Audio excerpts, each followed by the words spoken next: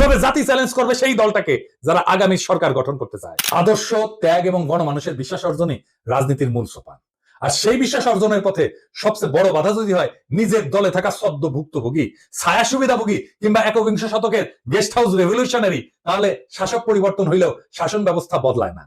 সালাউদ্দিন সাহেব, আপনি যদি সত্যি গণতন্ত্র চান তাহলে সাংবাদিকের ধমকানো বন্ধ করেন, দলের সিনিয়রদের সম্মান করেন, জাতীয় ঐক্যের প্রতীক প্রফেসর ইউনূসকে তার যোগ্য সম্মান দেন। কারণ মানুষ আর একজন হাসিনা খুঁজতেছে না, তারা খুঁজতেছে এমন একজন নেতা যে প্রহসনের মুখোশ পইরা ট্র্যাজেডিকে উপহাস করে না। মানুষ ইতিহাসের পুনরাবৃত্তি চায় না, তারা ইতিহাস বদলাইতে চায়।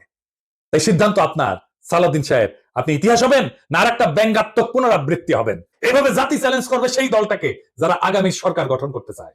একটা রক্তাক্ত বিপ্লবের পরে যে বিপ্লবের আকাঙ্ক্ষা ছিল ভারতীয় আধিপত্যবাদ মুক্ত একটা দেশ, সেই দেশে যদি আবারও কারো ছায় আসে সেই পুরনো ভারতীয় শকুন, সেই দলকে, সেই ব্যক্তিকে রুখে দেওয়া প্রত্যেক দেশপ্রেমিক বাংলাদেশের কর্তব্য।